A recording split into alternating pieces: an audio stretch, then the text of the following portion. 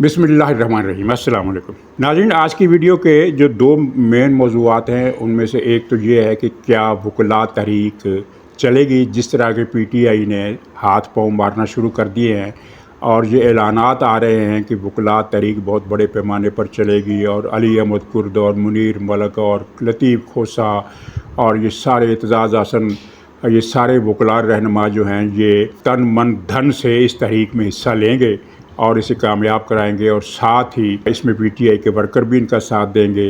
तो इसमें गंडापुर का ऐलान भी शामिल कर लीजिए कि हम पूरे मुल्क को जाम कर देंगे। लेकिन गंडापुर के ऐलान में तो ये बात भी शामिल है कि जहां हमें रोका जाएगा हम वही धरना देकर बैठ जाएंगे। यानी कोई लॉन्ग मार्च वगैरह का जो इशू था वो गंडापुर साहब ने हस्बे तयशुदा एजेंडा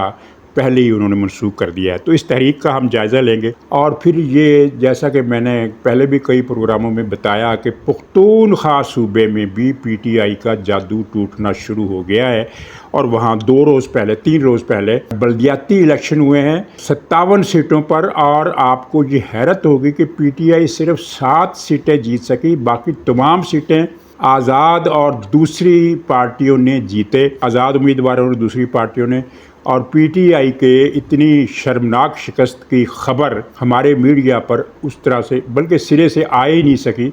वरना अगर ये बल्दियाती इलेक्शन PTI ने जीते होते 50% सीटें भी, यानी 57 में से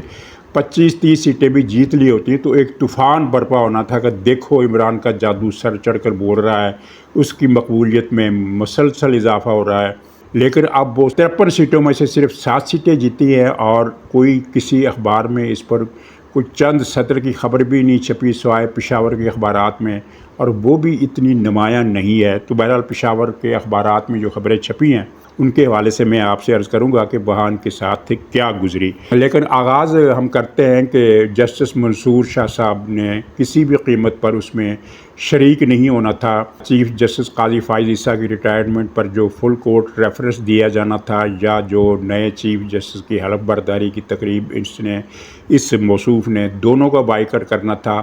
तो बाइकआउट का बहाना इसे नहीं मिल रहा था। नाचार वो उम्रे पर आज रवाना हो रहा है। कमाल की बात है, उम्रा कौन कर रहा है? जिसने पाकिस्तान की बुनियादों पर एक बारूदी सुरंगें लगाने की कोशिश की। तो अब वो साहब जो है वो उम्रे पर जा रहा है। तो पता नहीं, अल्लाह ताला ही बेहतर जानता है कि इन लोगों के क्या मामलात हैं। ये तो वो लोग हैं जो उम्रे पर जाने के बहाने उम्रे पर गए और वहाँ जाकर रोज़ा रसूल की तौहीन की, मस्जिद नबवी में खड़े होकर गंदी गालियाँ दी और पता नहीं क्या कुछ नहीं किया। और फिर जब वो उनमें से 2 मुजरिम पाकिस्तान में पकड़े गए तो किसने ज़मानत दी? मिनल्ला साहब ने। ये जो मंसूर शाह ग्रुप का, बल्कि साकिब निसार ग्रुप का जज है मिनल्ला, उसने उनको ज़मानत दे दी, बल्कि बरी कर दिया। मुझे उस मुकदमे की तफसील याद नहीं है, लेकिन इतना तो आपको भी याद होगा कि वो साफ इसको छुड़ा कर ले गया इन लोगों को जिन्होंने रोज़ा रसूल में गंदी गालियाँ बकी थी और सहन अक़दस की तौहीन की थी। तो खैर ये अब उम्रे पर निकल गया है। और इसके बारे में मैं आपसे ये अर्ज़ करूं कि मैंने पिछले व्लॉग में जो कुछ कहा वो सिर्फ उसका एक हिस्सा था। कई हिस्से मौसूफ़ के बारे में ज़्यादा दिलचस्प है। मसलन रियासत जो थी उसको एक तशवीश इस बात पर भी थी कि ये साहब जो उम्रे पर जा रहे हैं मसलसल अमरीकियों के साथ राब्ते में थे। पाकिस्तान में अमरीकी सिफारतकार और अमरीका भी गए और 3 मुलाकातें इन्होंने की और तीनों मुलाकातें उस तरह की थी जिनको कहा जाता है राज़ो न्यास। तो ये राज़ो न्यास जो थे इन्होंने सिक्योरिटी इदारों को भी चौकन्ना कर दिया। फिर ये मालूम हुआ है कि ये साहब पिछले दिनों मलिक मोहम्मद अहमद ख़ान की प्रेस कॉन्फ्रेंस आई थी जिसमें उन्होंने कहा था कि हमारे पास दस्तावेजी सबूत हैं कि ये लोग PTI के साथ मिलकर साजबाज कर रहे हैं और इन्होंने कहा है कि इलेक्शन की तैयारी करो, हम इस हुकूमत का ढोल बजाने वाले हैं, इनकी खटिया खड़ी करने वाले हैं। कुछ तरह की बातें उन्होंने की थी। तो पता ये चला कि इन दस्तावेजी जो सबूत जिनका जिक्र किया उनमें इनके व्हाट्सएप मैसेजेस भी शामिल हैं जो पकड़े गए। इनका ख्याल था कि वो इस्लामाबाद हाई कोर्ट वाले वाक़े के बाद अब हुकूमती एजेंसियाँ शायद नज़र नहीं रख रही होंगी, तो लेकिन वो जनाब व्हाट्सएप मैसेज, ज़रूरी नहीं है कि व्हाट्सएप मैसेज किसी एजेंसी नहीं पकड़े हों, वो यानी वो कोई दूसरा आदमी भी घर का भेदी भी पहुंचा सकता है मुतल्लिका इदारों को, और वो हुकूमत तक पहुंच गए। तो उनमें ये जो बातें हैं ना कि हम अपना बंदा लाएंगे, रिहा भी करवाएंगे, उस हुकूमत भी दिलवाएंगे, इस तरह की बातें सारी व्हाट्सएप मैसेजेस में भी पकड़ी गई। ٹیلی فون کالز میں بھی پکڑے گئے، اور جو موقع پر موجود تھے لوگ انہوں نے بھی بتایا۔ ظاہر ہے آج کل تو کسی پر اعتبار نہیں کہ کون آپ کا دوست ہے اور کون آپ کا دوست ہوتے ہوئے بھی وہ کسی اور کے لیے کام کر رہا ہے، تو یہ ساری چیزیں پکڑے گی، جن کے بعد پھر یہ معاملہ ہوا اور پھر اس موصوف کو بتا بھی دیا گیا تھا کہ بھئی تم قابل قبول نہیں ہو۔ کیسے بتایا گیا تھا؟ وہ اس طرح بتایا گیا تھا کہ کامران مرتضیٰ کے ذریعے اس نے بہت کوشش کی کہ معافی تلافی ہو جائے، اس نے یقین دلایا کہ میں تو بڑا بالکل پروفیشنل آدمی ہوں، میرا کوئی سازش وازش کا ارادہ نہیں ہے، کوئی گیم کرنے کا ارادہ نہیں ہے۔ تو پھر اس کے جواب میں اس کو بتا دیا گیا کہ بھئی تمہاری فلاں گفتگو بھی پکڑی گئی ہے، تمہاری فلاں چیٹ بھی پکڑی گئی ہے، تمہارے فلاں میسیجز بھی پکڑے گئے ہیں، تمہارے بارے میں فلاں نے بھی یہ رپورٹ کیا ہے۔ تو پھر یہ موصوف ٹھنڈے ہو گئے، اور اسی ٹھنڈے ہونے کا اثر تھا کہ پھر ان کی طرف سے وہ جو خبریں پی ٹی آئی کے سوشل میڈیا پھیلا رہا ہے نا کہ 8 ججوں کا اجلاس ہو گیا، 11 کا اجلاس ہو گیا، 12 کا اجلاس ہو گیا، سب جھوٹ ہے، کوئی اجلاس نہیں ہو رہے۔ اس میں کوئی شک نہیں کہ نیش اقرب سے توقع خیر کی ہو نہیں سکتی، لیکن جب نیش اقرب کو پکڑ لیا جائے، قابو کر لیا جائے، تو پھر وہ بے بس ہو کر رہ جاتا ہے۔ تو ناظرین، وکلاء کی تحریک، پی ٹی آئی بہت شور مچا رہی ہے کہ اب ہم ایسی تحریک چلائیں گے وکلاء کی کہ جسٹس افتخار چودھری والی تحریک اس کے پیچھے رہ جائے گی۔ تو میں مختصر بات کروں گا کہ جسٹس افتخار چودھری کو اس وقت کے فوجی آمر جنرل پرویز مشرف نے نوکری سے نکال دیا تھا، جس کی وجہ سے وہ نفسیاتی اعتبار سے قوم کا ہیرو بن گیا، اور اس تحریک کو ایک شہید، بہت بڑا شہید چاہیے تھا، اور یہ بہت بڑا شہید تھا چودھری افتخار چودھری۔ اور یہ خیر الگ کہانی، یہ تو بعد میں پتہ چلا کہ اس تحریک کو چلایا تھا اس وقت کی آئی ایس آئی نے، اور اس میں مسلم لیگ نون بھی ساتھ تھی، اور شروع میں تو پیپلز پارٹی بھی ساتھ تھی۔ تو سارا ڈرامہ تھا، اور افتخار چودھری جو دم پر کھڑا ہو گیا تھا پرویز مشرف کے سامنے، ایک جابر حکمران کے آگے شیر نر کی طرح جو کھڑا ہو گیا تھا، تو شیر نر کے پیچھے آئی ایس آئی تھی۔ خیر آئی ایس آئی کو ہم ایک طرف رکھتے ہیں، لیکن عرض یہ ہے کہ آپ نے اگر تحریک چلانی ہے تو پہلے مرحلے پر آپ کو 1 نہیں 5-6 شہیدوں کی ضرورت ہوگی۔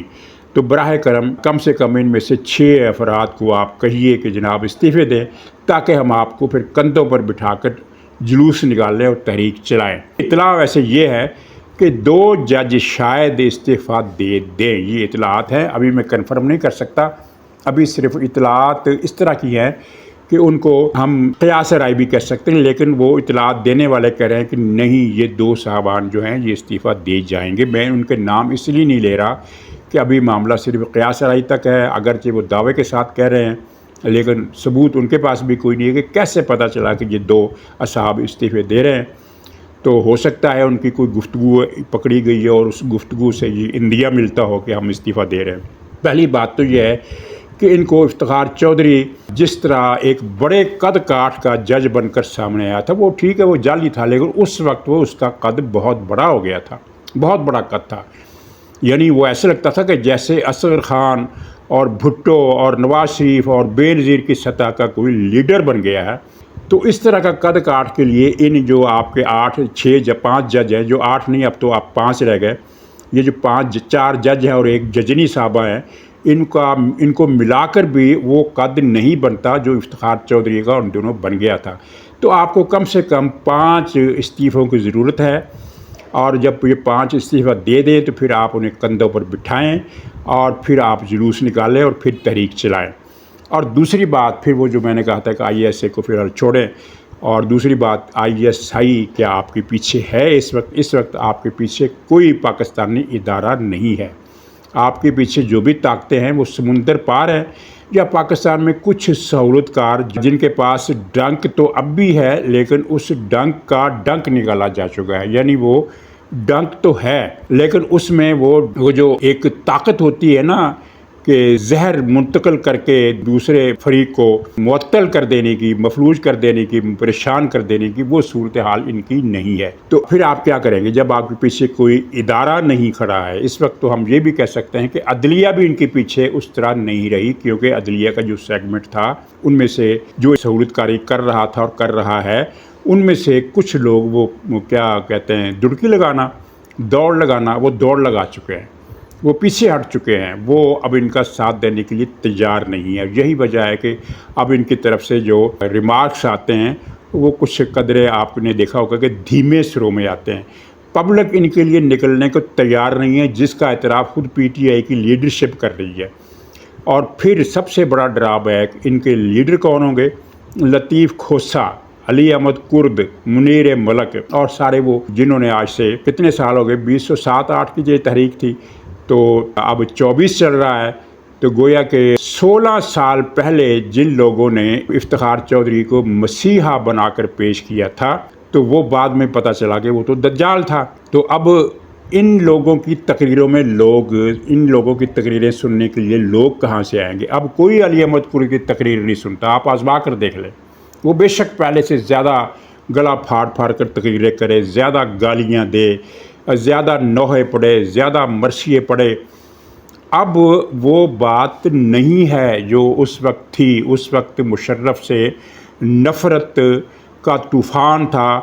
جب آئی ایس آئی نے اس موقع سے فائدہ اٹھایا اور اپنے مہر افتخار چودھری کو آگے کیا تو عوام اس شخص کے پیچھے ہو گئے، لیکن اب وہ صورتحال بالکل یعنی اس میں سے کچھ 10% بھی مماثلت نہیں ہے، تو یہ کار دارد ہے۔ اچھا، اس کے ساتھ پھر آپ یہ بھی دیکھیے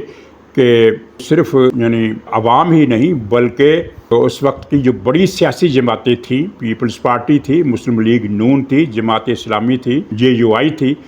ایم کیو ایم کو چھوڑ کر ساری پارٹیاں اس تحریک میں شامل تھیں، اور سب سے اہم بات وہ تحریک ناکام ہو گئی تھی، مکمل ناکام ہو گئی تھی۔ یہ تو مغالطہ دینے والے کہتے ہیں نا کہ وکلاء نے پھر جج بحال کرائے، وکلاء نے جج بحال نہیں کرائے،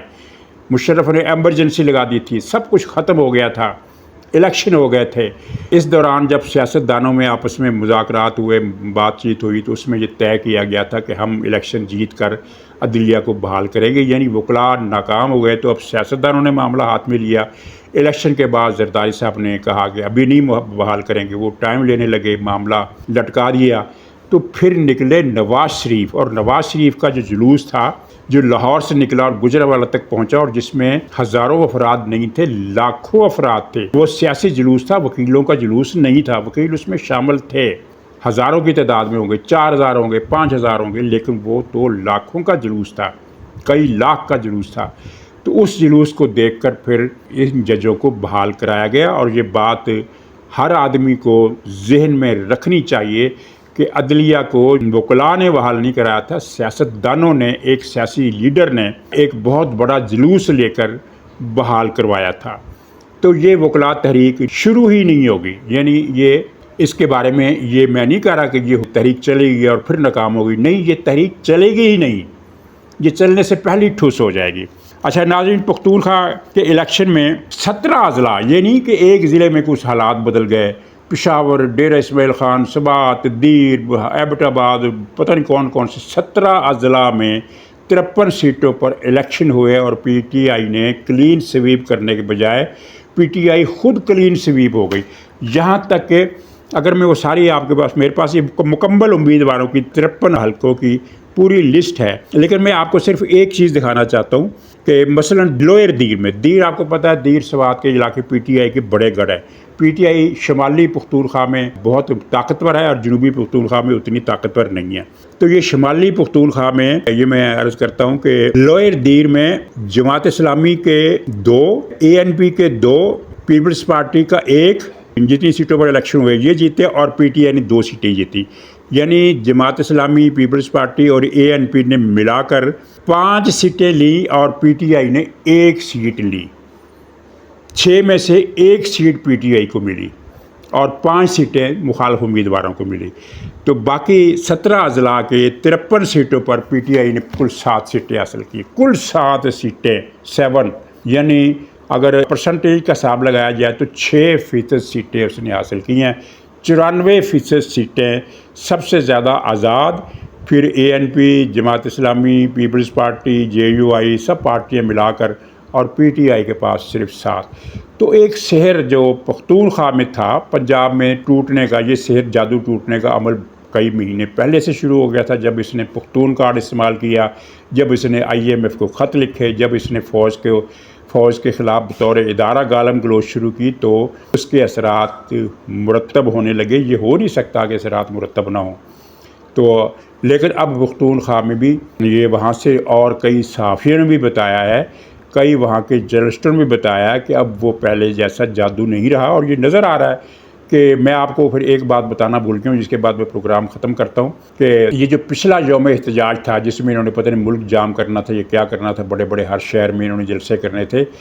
تو اس سے پہلے باقی ملک میں تو کچھ بھی نہیں ہوتا تھا، لیکن پختونخوا میں لوگ نکل آتے تھے، کہیں 1000 لوگ بھی نکل آتے تھے، کہیں 500 بھی نکل آتے تھے، کہیں 150 بھی نکل آتے تھے، لیکن اس مرتبہ پختونخوا پورے پختونخوا میں کہیں بھی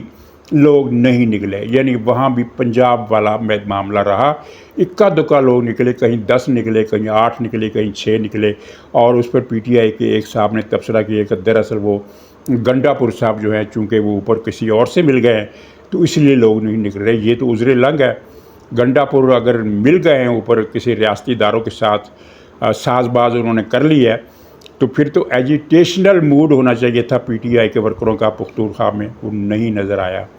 تو یہ ایک سازش ہے جو امریکہ کی اس ایک لابی اس میں ملوث تھی، شامل تھی، برطانیہ کی یہودی لابی شامل تھی،